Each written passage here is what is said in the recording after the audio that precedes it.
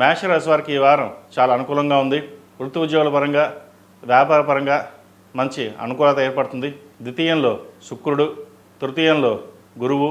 గత కొంతకాలంగా ఇబ్బంది పడుతున్న గురువు కంబస్ నుంచి రావడం, అలాగే కొన్ని శుభ ఫలితాలు ఇవ్వడం అనేది జరుగుతుంది. లాభస్థానంలో రాహు ఉండడం వల్ల కొన్ని అనాలోచిత నిర్ణయాలు తీసుకోవడం, నష్టం వాటిల్లే అవకాశం గోచరిస్తుంది. స్థిరచారస్తులను కొనాలి, పిల్లల కోసం, వాళ్ళ భవిష్యత్తు కోసం ఏదో చేయాలనే ఆలోచన ఎక్కువగా తోస్తుంది. ఆలోచన ఎక్కువగా చేస్తారు.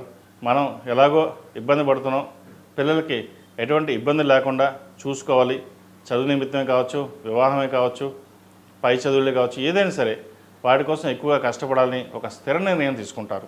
ఈ రాశి వారికి ఏలినాటి శని నడుస్తున్నా శని వ్యయంలో చక్కగా ఉన్నారు. అష్టక వర్గంలో 3 బిందువులతోటి ఉన్న, సర్వాష్టక వర్గంలో 34 పాయింట్లతోటి ఉన్నారు. కాబట్టి ఏలినాటి శని ఎఫెక్టు తక్కువగానే ఉంటుంది. అయితే వ్యాపార అభివృద్ధిలో చేసే కృషి ఏదైతే ఉందో స్థిరంగా ఉండడానికి ప్రయత్నం చేయండి. మనసు స్థిమితం చేసుకోవాలి. పరిపరి విధాలుగా అటు వెళ్ళడం ఇటు వెళ్ళడం కాకుండా ఒక స్థిరమైన నిర్ణయాలు తీసుకోండి. అది కుటుంబంలో కావచ్చు, వ్యాపారపరంగా కావచ్చు, ఉద్యోగరీత్యా కావచ్చు, సంతాన విద్యా విషయాలు కూడా కావచ్చు. ఏదైనా సరే మీరు తీసుకునే నిర్ణయం చక్కగా ఉంటుంది. అయితే మీరు చెప్పే మాటలు ఎవరికి రుచించదు.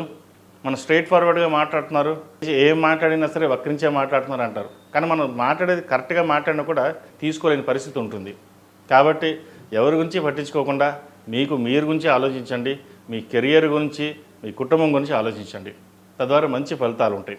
టెక్నికల్ రంగం వారికి, అదేవిధంగా ఫార్మస్యూటికల్స్, సినీ ఫీల్డ్, డెంటిస్టులకి, చిరు వ్యాపారస్తులకి, హోటల్ మేనేజ్మెంట్ వ్యాపారస్తులకి కాలం అనుకూలంగా ఉంది.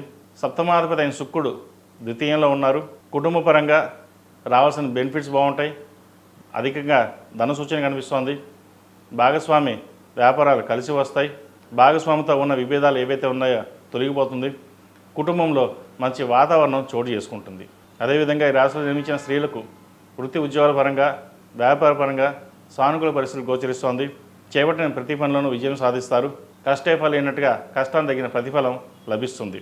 ఈ రాశివారు ప్రతిరోజు ప్రతినిత్యం మొగలు పువ్వు కుంకుమతోటి అమ్మవారిని ఆరాధించడం, అదేవిధంగా విష్ణు సహస్రనామం పఠించడం లేదా వినడం చేయండి.